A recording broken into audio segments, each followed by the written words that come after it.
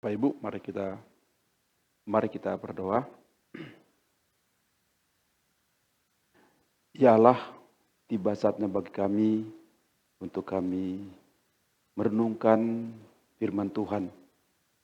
Kami berdoa, Engkau buka hati pikiran kami sehingga terbuka seluas-luasnya untuk menerima dan memahami kebenaran firman Allah. Tolonglah kami Tuhan, manusia yang lemah ini, agar dimampukan memahami kehendak-Mu, dimampukan kami mengenali jalan-jalan-Mu, mengenali pribadi-Mu Tuhan, yang kami percaya itu terus-menerus menjadi proses dalam kehidupan kami. Kiranya Tuhan firman hari ini boleh menambahkan walau sedikit dalam rangka kami ingin mengenal jalan Tuhan, sehingga kami terus berjalan ke depan seturut dengan kehendak Allah. Dan anak-Mu yang kecil ini Tuhan yang akan berbicara, Engkau menyertai dia Tuhan, sehingga mulutnya dapat berkata-kata sesuai dengan tuntunan Allah dan Roh Kudus yang akan memampukan setiap yang mendengar memahami berita firman Allah ini. Dalam nama Tuhan Yesus kami berdoa, amin. Bapak Ibu silakan duduk kembali.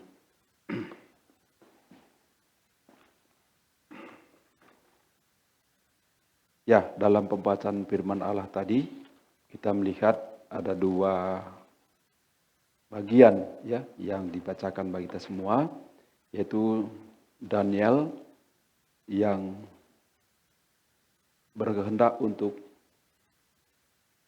mengenal ataupun barangkali membuka rahasia apa yang akan terjadi, dan juga kita lihat juga bagaimana Yohanes dalam Wahyu juga dibukakan Allah kepada dia hal-hal yang akan datang yang terjadi. Dan di sini yang menarik adalah bahwa khususnya kepada Daniel, ketika dia, kalau kita baca mungkin mulai dari ayat 1 ya, tapi tadi karena dibaca dari ayat yang ke-9, ayat berapa tadi? Tidak dari ayat pertama, tapi mungkin baik kalau kita coba lihat dari ayat pertama. Ya. Dan ketika Daniel dikatakan melihat, ya, seakan-akan dia melihat Allah di sini, dia sampai seolah tidak berdaya.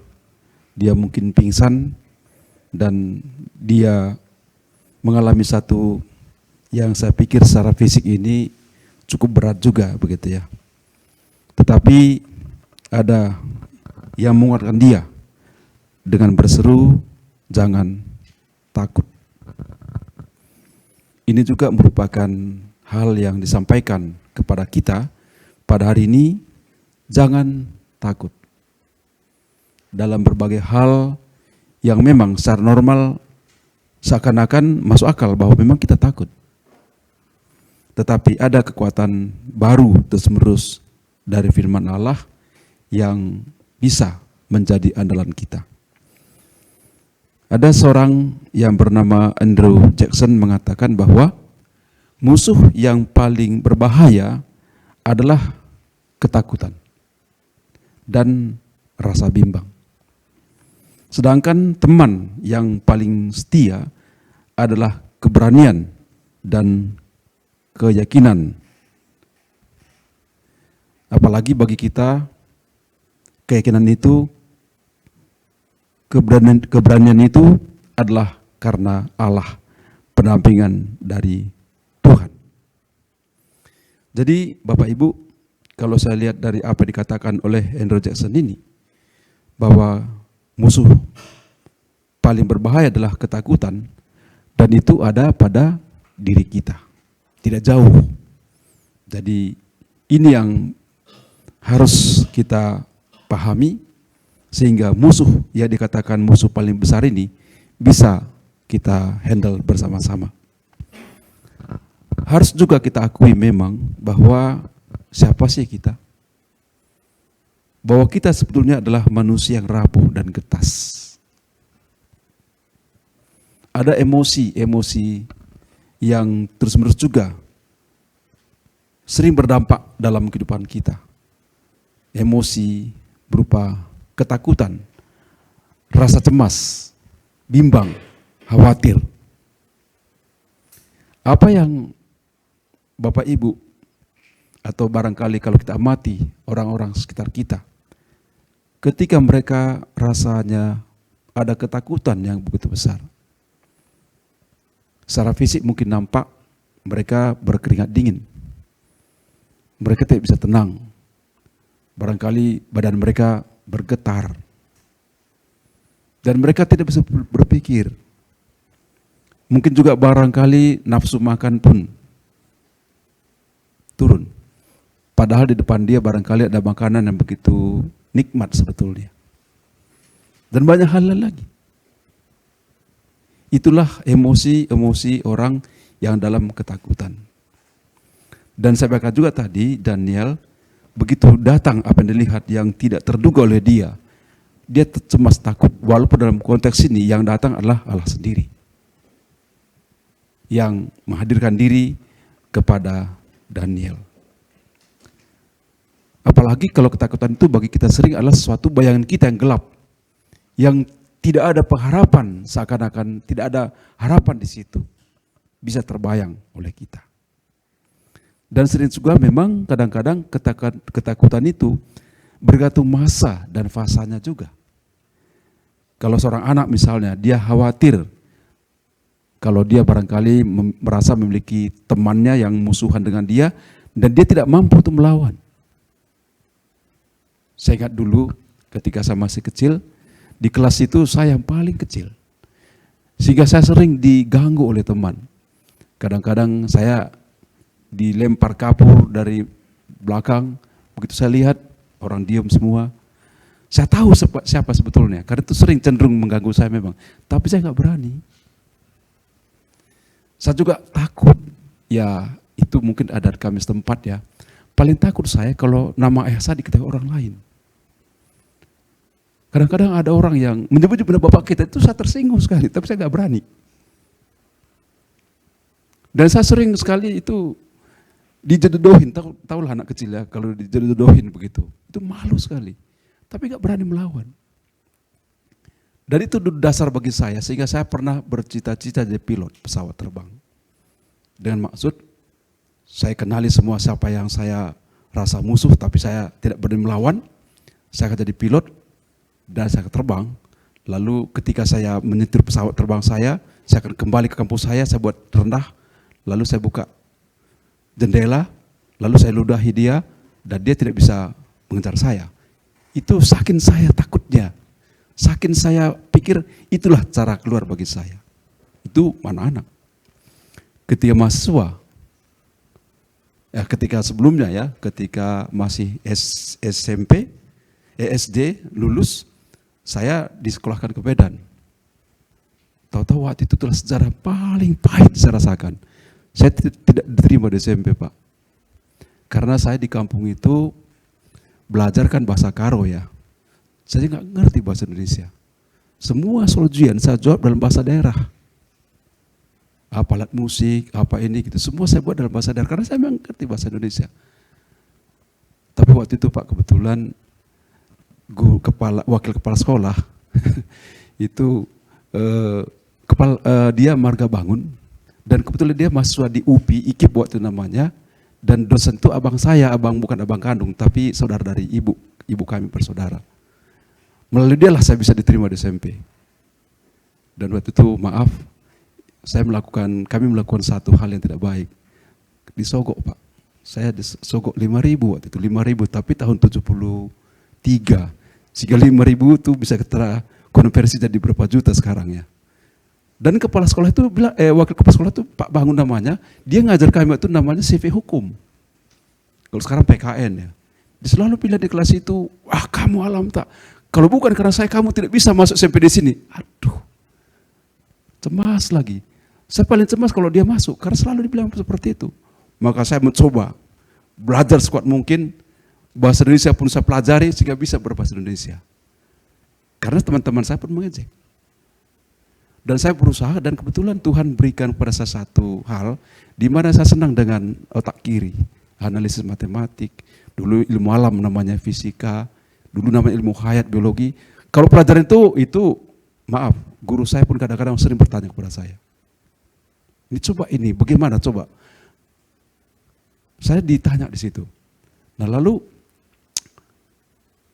guru bisanya kan dipilih soal-soal, berakhir satu bab dipilih soal-soal kan, 40 soal di situ dipilih 1, 3, 9, 10, 11, 5 gitu. Kalau saya kerjakan 40-nya. Dan itu membuat teman-teman waktu itu respect pada saya dan saya jadinya agak dimanja sedikit tanda petik gitu ya. Nah begitu masuk SMA, saya khawatir lagi, jangan-jangan nyogok lagi nih. Masuk SMA kebetulan waktu itu masuk SMA nggak nyogok Pak. Bahkan waktu itu bukan di dalam nama Tuhan Yesus, bahkan waktu itu saya ranking 1 di situ. Jadi nah begitu masuk ITB, saya masuk jurusan yang tidak saya sukai sebetulnya. Karena saya ingin masuk sipil, karena dulu idola saya itu Pak Sutami dan saya ingin sesuatu nanti jadi menteri PU waktu itu ya. Kan Pak Sutami itu kan membangun jembatan Semanggi Pak. Tetapi saya masuk fisika. Waduh, bahkan guru fisika saya marah dia. Kenapa kamu masuk fisika? Kamu masuk sipil. Waduh, waktu itu masalahnya kenapa saya masuk fisika? Karena waktu itu saya, itulah pertama sekali ITB, di mana mahasiswa diterima tanpa tes. Waktu namanya istilah proyek bertes 2. Tapi hanya bisa masuk MIPA. MIPA pun tidak bisa masuk farmasi, padahal farmasi masuk MIPA. Khawatir lagi.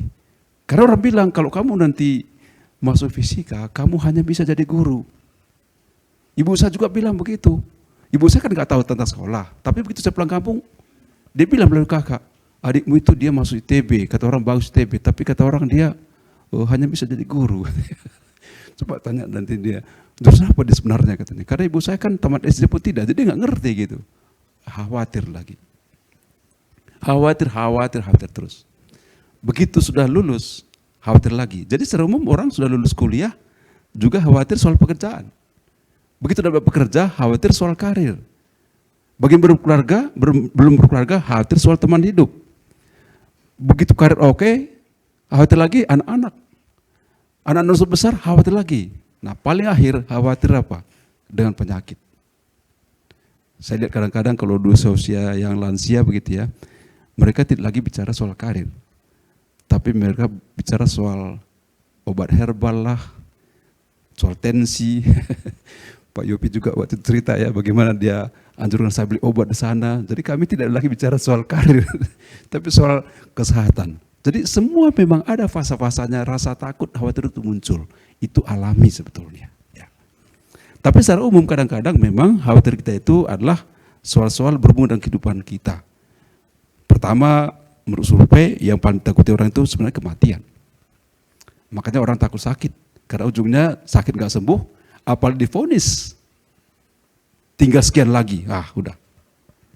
Jadi penyakit, lalu penolakan orang. Karena salah satu memang kebutuhan dasar manusia adalah salah satu ya, kebutuhan adalah diterima orang lain. Tapi bagaimana kalau ditolak? Penolakan itu dari komunitas misalnya. Khawatir lagi adalah soal kecukupan. Dan yang paling takuti orang juga termasuk orang sudah percaya pun sering ini ketakutan. Yaitu bagaimana dengan pengampunan Allah. Serasa dosa saya begitu besar sehingga mungkinkah Allah mengampuni saya? Saya sendiri pun tidak bisa mengampuni diri saya. Nah ini berat kan? Banyak sekali. Jadi Bapak Ibu sekalian, makanya tema kita hari ini setelah baca ini saya buat sambil juga sebetulnya saya sedang menguatkan diri saya juga. Jadi saya berbicara ini bukan hanya buat Bapak Ibu sekalian, tapi saya pun ikut di dalamnya. Bahwa ini pergumulan kita bersama. Jadi statementnya adalah jangan takut. Saya pun mengajak diri saya, kamu jangan takut. Tetaplah percaya kepada Allah. Yang penting kenali, memahami jalan-jalan Tuhan seperti apa di tengah-tengah apabila rasa takut itu muncul. Diumpamakan kadang-kadang kita ini seperti karet ya. Karet itu kalau kita tarik dia kan bertambah panjang, molor begitu ya. Kalau lepas dia kembali ke semula. Gitu. Nah disebut dia itu elastik ya, elastis. Tapi karet itu kalau dia melampaui kekuatannya, ada satu saat disebut dia secara material ya, itu bukan lagi sifat elastis, tapi sifat plastis. Nah kalau sifat plastis, dia kalau dikembalikan artinya kalau tekanan tadi atau tarikan tadi dihilangkan, dia nggak kembali ke semula. Tapi dia molor. Nah disebut istilahnya para material terjadi katanya deformasi, perubahan bentuk. Nah jadi masing-masing orang beda-beda sifat elastiknya. Ada yang kalau elastik itu kira-kira kurvanya begini, kalau saya coba memahami kurva. Dia elastiknya begini, linear, lurus dia kan. Begitu tekanan hilang, dia kembali ke semula. Ya, terus begitu. Tapi ada satu titik di mana kalau tarikan itu diberikan atau dilakukan, maka dia tidak lagi linear, tapi dia melengkung gini. Terus maka cross, rupture, putus. Nah kalau dia plastis itu, dihilangkan penyebabnya, dia nggak lagi kembali ke semula, tapi dia kembali satu titik tertentu sehingga terjadi delta di situ. Sering orang material bilang itu istilah creep atau perayapan. Nah kadang-kadang hidup kita perayapan orang-orang tertentu. Itu sebab orang kadang-kadang kalau sudah dilampaui titik linear dia, masalah tidak ada lagi pun dia udah berubah. Orang bisa sakit mental dan sebagainya. Nah oleh karena itu jaga di situ. Nah persoalannya adalah titik-titik elastisitas itu berbeda. Ada sampai di sini masih linear, tapi sebentar lagi gini, ada ke sana gitu. Nah persoalannya bagaimana supaya linear itu jauh ke atas. Nah saya pikir di situ perlu pendampingan, penyertaan Allah. Dengan didampingi kita kuat. Nah di sini maaf saya buat satu ilustrasi. Barangkali ilustrasi ini kuno tapi tidak apa. Nah kadang-kadang ini saya bawa kawat Pak. Nah, ini maaf ini kotor bagiannya juga. Nah kita ini kadang-kadang seperti kawat ini kan. Ini gampang dibengkokkan. Itulah kita sebenarnya. Tapi bagaimana kalau kawat ini ditumpangkan ke sebuah besi? Nggak bisa. Nah inilah pendampingan ilustrasi di sini. Inilah sebenarnya kekuatan dari Allah. Dan jalan inilah yang perlu kita kenali. Kadang-kadang kita mengenali diri kita cukup oke, kita mengenali diri kita bareng kemajuan. Tapi kita kurang memahami jalan-jalan itu. Sehingga kita sendiri tidak ada penyertaan. Tapi kalau begini, jadi kalau begini, ada kuota tertentu dia bengkok dia kan. Dan masing-masing benda juga beda-beda. Kalau kawatnya dia baja sedikit mungkin agak sulit itu. Ada yang kalau dia lebih apa? Aluminium misalnya, dia lebih lemah lagi gitu. Jadi bagaimana supaya kuat harus ada penyertaan gitu. Kalau gini mau selemah apapun dia nggak bisa. Apalagi kalau lilit buat begini. Ya coba barangkali Pak Tumpal coba bengkokkan Pak. Kalau Bapak bisa bengkokkan saya traktir Bapak di apa di depan itu ada saya lihat di situ bubur ayam apa namanya. Bapak coba bengkokkan. Nggak bisa. Coba bengkokkan barangkali. Nanti buburnya minta kesana Pak ya. Coba bengkokkan Pak. Nggak bisa. Kuat. Itulah pertahanan kita sebetulnya. Kadang-kadang kita lepas dari pertahanan kita sebenarnya. Ya, kalau lepas dari sini ya itulah yang terjadi. Mau diapain-apain di dunia pun kita bebas, dunia ini mengolok kita, membuli kita, tapi bersama dia tidak bisa. Maaf ini saya simpan lagi karena jangan terlalu lama kawat. Bapak Ibu, begitulah hidup kita sebetulnya. Jadi sekarang tinggal pilihan bagi kita. Pilihan kita kuat atau tidak. Siapa kita pilih? Tadi juga saya renungkan kebetulan pembacaan Alkitab secara pribadi kita beberapa kelompok. Tadi kami sampai ke Yosua 24, 14-15. Yosua bilang, pilihlah pada hari ini. Kepada siapa engkau menyembah? Kepada Allah orang Amori? Atau Allah orang di seberang sungai Efrat? Atau kepada siapa? Yosua jelas dia bilang, tapi aku dan seluruh rumahku, choice, pilihan, kami memilih Tuhan. Jadi pilihlah kawat tadi, jangan menjadi kawat yang single fighter terus. Tapi kita perlu besi. Perlu pendampingan Allah. Dengan demikian kita kuat. Bapak Ibu, saya ingin bacakan beberapa ayat dari sini. Pertama-tama saya kembali diteguhkan ketika merenungkan dari Yesaya, ya, Yesaya 41 ayat 10. Barangkali Bapak Ibu pasti sering sekali membacakan ayat ini, ya, bahkan merenungkannya.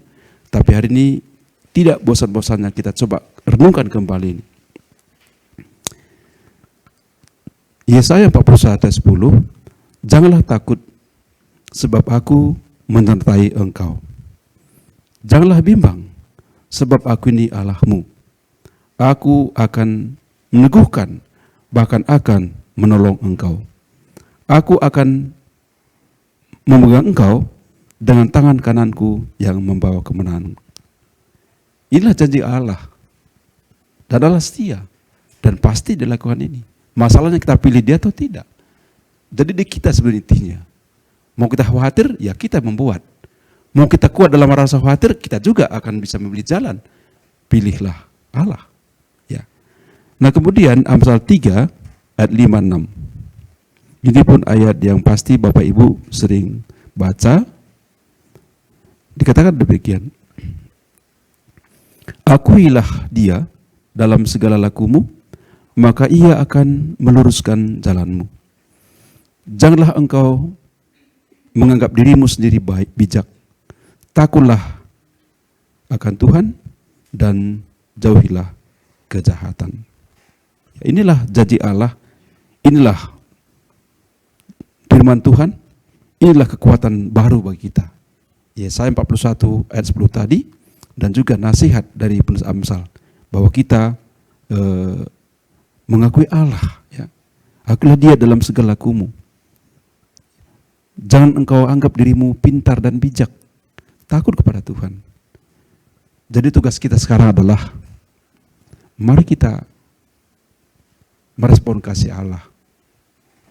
Dan kita sering mengatakan, supaya kita didorong untuk mengenal Allah. Pertanyaannya, apakah kita sudah semakin mengenal dia? Tidak sia-sia penerapan Allah itu sebetulnya. Karena akan selalu tiba saatnya, di mana kita berada dalam persimpangan-persimpangan hidup.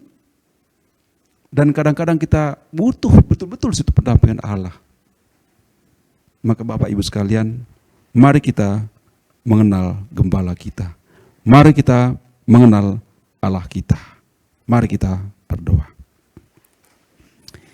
Ya Tuhan Allah Bapa di surga, kami telah merenungkan firman Tuhan.